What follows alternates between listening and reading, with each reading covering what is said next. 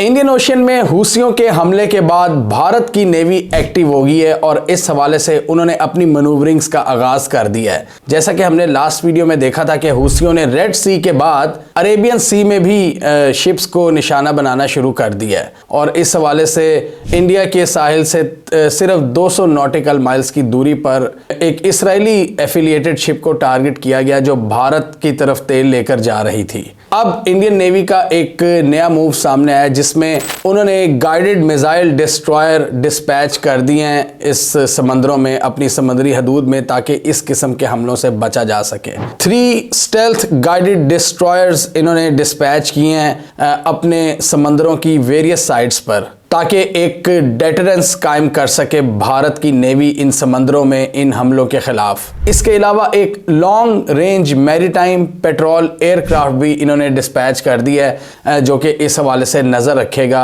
भारत की समंदरी हदूद की। इंडियन नेवी ने जो 3 गाइडेड मिसाइल डिस्ट्रॉयर डिस्पैच किए हैं उनका नाम है INS मोरमुगाओ, INS कोची और INS कलकत्ता। ये 3 गाइडेड मिसाइल डिस्ट्रॉयर्स भारतीय नेवी ने डिस्पैच किए हैं इन समंदरों में। अब भारत का ये मूव इसलिए सामने आया कि भारत की जो सारी ट्रेड है ये अरब कंट्रीज से, मिडल ईस्ट से, जो पूरा तेल भारत लेता है वो इन्हीं रस्तों से लेता है और इनकी जो ट्रेडिंग लाइंस हैं अगर इनमें कोई भी डिसरप्शन पैदा हो जाती है तो भारत की पूरी इकॉनमी वो दांव पर लग सकती है। तो इसलिए भारत कोई भी रिस्क नहीं लेना चाहता। भारत ने अपनी नेवी को एक्टिव कर दिया इन समंदरों में ताकि जितनी भी कार्गो शिप्स हैं जो तेल लेकर आ रही हैं सऊदी अरेबिया वगैरह से, उनको कोई भी निशाना ना बना सके। हूसियों ने करके दिखाया है अपनी पूरी, उन्होंने एक धाक बिठाई है। पहले रेड सी में तंग किया अमेरिकन को और अब यहाँ पर भी तंग करना शुरू कर दिया। और एक और रिपोर्ट आ रही है जिसको हम एक और वीडियो में डिस्कस करेंगे कि पाकिस्तानी शिप को भी,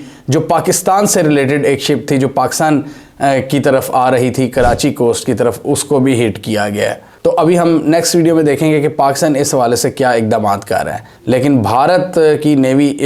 इन थ्रेट्स के पेश नज़र काफ़ी ज़्यादा एक्टिव हो गई है और हमने देखा था कि ये जो हमला हुआ था इंडियन ओशन की तरफ, इसका इल्ज़ाम US ने लगाया था ईरान को, क्योंकि US ने कहा था कि इसमें ईरानियन ड्रोन्स इस्तेमाल हुए हैं। शहद का कोई एक वेरिएंट था, शहद जो मिसाइल हैं ईरानियन मेड, और ईरान ने कहा था कि ऐसी कोई बात नहीं है,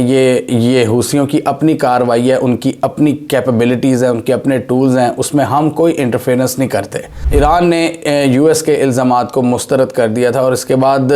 ये भी ख्याल किया जा रहा है कि ईरान और भारत के दरमियान कुछ ताल्लुकात में ख़राबी देखी जा सकती है, हो सकती है पैदा। इंडियन डिफेंस मिनिस्टर का ये कहना था कि हम इस पूरे रीजन में एक नेट सिक्योरिटी प्रोवाइडर का किरदार अदा करते हैं। अब ये मतलब इन समंदरों को ये सारे मुल्क मिलकर महफूज बनाते हैं। इसमें ये बात बड़ी समझने वाली है कि यहाँ पर US क्यों एक नेवल फोर्स बना रहा है। अब ये अरेबियन सी की भी बात करें जो पाकिस्तान और इंडिया की ये सारी समुद्री हदूद है, और ये सोमालिया की और फिर ओमान की, इसको ये समझना बहुत ज़रूरी है कि यहाँ पर भी बहुत सी टास्क फोर्सेस हैं जो US ने बनाई हुई हैं, जिनका पाकिस्तान भी जिनका पार्ट है। और ये सारे समंदरी ये जो हदूद है इनको सिक्योर करना इसलिए भी महफूज होता है कि हर किस्म के थ्रेट से निपटा जाए, दहशतगर्दी के थ्रेट से निपटा जाए। फिर ये सोमाली पायरेट्स बड़े मशहूर हैं, ये भी हमले करते रहते हैं और पाकिस्तान नेवी का भी यहाँ पर बड़ा एक अहम किरदार बनता है। यहाँ से दुनिया की बहुत ज़्यादा ट्रेड होकर गुजरती है अरेबियन सी से, तो पाकिस्तान नेवी भी एक बहुत बड़े सेगमेंट को कंट्रोल करती है। तो इसलिए पाकिस्तान भी इन टास्क फोर्सेस का हिस्सा है। और ना सिर्फ दहशतगर्दी के थ्रेट्स, सोमाली थ्रेट्स, और अब ये हूसियों का एक नया थ्रेट सामने आ गया है जिसको ये मिलकर अब ये सारे इस पर काम कर रहे हैं। अब ये जो अटैक हुआ था इसराइली रिलेटेड शिप पर जो भारत की तरफ ऑयल लेकर जा रही थी, भारत ने कहा कि हम अभी कोई किसी पर इल्ज़ाम नहीं लगा सकते, हम अभी इन्वेस्टिगेशन कर रहे हैं और हम मामले की तह तक पहुंचेंगे। इन्होंने कहा कि इसका हम कंप्लीट टेक्निकल एनालिसिस करेंगे ताकि वेक्टर ऑफ अटैक, यानी कि किस डायरेक्शन से आया है, उसको हम तयन करेंगे, कोशिश करेंगे इसकी। अब हूसी हमलों के बारे में अगर थोड़ी सी और डिटेल की बात करें तो हमने ये देखा था कि रेड सी में इन्होंने अटैक किया था और US ने एक नेवल फोर्स बनाने का ऐलान किया था। अब ये जो आप देख सकते हैं बाबल मंडप, ये स्ट्रेट है, ये यमन के पास रेड सी के शुरुआत में यहाँ पर हूसियों ने अपने हमलों में तेज़ी कर दी है और यहाँ से वो बहुत ज़्यादा ये जो ट्रेडिंग शिप्स हैं, जो कमर्शियल शिप्स हैं, कार्गो शिप्स हैं, इनको हिट करने की कोशिश कर रहे हैं जो भी इजराइल की तरफ ऊपर जा रही हैं। और इसकी वजह से ये पूरा समंदरी रूट मुतासिर हो चुका है, शिपिंग लाइन्स मुतासिर हो चुकी हैं। दुनिया की ट्रेड का मतलब 12% पूरी दुनिया की ट्रेड इस इलाके से होकर गुजरती है, फिर सुएज़ कैनाल से ऊपर जाती है यूरोप की तरफ, यानी एशिया और यूरोप को मिलाते हैं ये रेड सी बहुत बड़ी ट्रेड में। फिर 12% of the total seaborne traded oil यहाँ से गुजरता है। 8% दुनिया की जो LNG की ट्रेड है वो इस रीजन से होकर गुजरती है और इसलिए हम देख रहे हैं कि बहुत सी शिपिंग कंपनीज़ ने और बहुत सी जो ऑयल एंड गैस की कंपनीज़ हैं वो मजबूर हुई हैं अपना रूट चेंज करने पर और इसी वजह से उनको अब डिलेस का सामना करना पड़ा है, उनकी कॉस्ट उसमें इजाफा हो रहा है और बहुत ज़्यादा मुश्किलात आ रही हैं इन शिप्स को इस रास्ते से गुजरने के लिए। हालांकि US और UK की आर्मीज़ ने मिलकर कुछ ड्रोन्स को इन्होंने न्यूट्रलाइज भी किया है, कुछ हमलों को ये रोक भी रहे हैं, लेकिन थ्रेट्स मौजूद हैं। और अभी इलाज शहर जो है इजराइल का,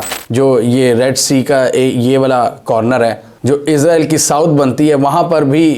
हूसियों के मुताबिक उन्होंने सक्सेसफुली वहाँ तक अपना एक मिसाइल गिराया है और शिपिंग लेन्स को वो कह रहे हैं कि जो भी इजराइल से रिलेटेड जो भी कार्गो शिप है हम उसको निशाना बनाएंगे। और एक्सपर्ट्स के मुताबिक इस नेवल फोर्स के क़याम के बावजूद बहुत सी अभी शिप्स रिलक्टेंट हैं इस रूट को इस्तेमाल करने के लिए, क्योंकि अभी भी वो डरी हुई हैं कि हूसियों के मिसाइल या ड्रोन्स उनको निशाना बना सकते हैं। US पूरी कोशिश कर रहा है कि वो इस पूरे रीजन को हूसियों के हमलों से बचा कर रखे, लेकिन अभी तक वो कॉन्फिडेंस बिल्डअप करने में उस तरह कामयाब नहीं हुए अमेरिकन्स। और बहुत सी जो शिप्स हैं, कार्गो शिप्स हैं, वो जिबूटी की पोर्ट पर फंसी हुई हैं और वो दूसरे ऑप्शंस को एक्सप्लोर कर रही हैं। हूसी अब तक तकरीबन 12 कार्गो शिप्स को हिट कर चुके हैं, जिसकी वजह से जो ट्रेड का कॉन्फिडेंस है वो बुरी तरह से मुतासिर हुआ है और कंपनियां रूट्स बदलने पर मजबूर हो रही हैं और इसकी वजह से डेफिनेटली इजराइल की जो ट्रेड है वो भी मुतासिर हो रही है। वैसे तो इजराइल यूरोप से तो डायरेक्ट ट्रेड कर सकता है मेडिटेरेनियन सी के रास्ते,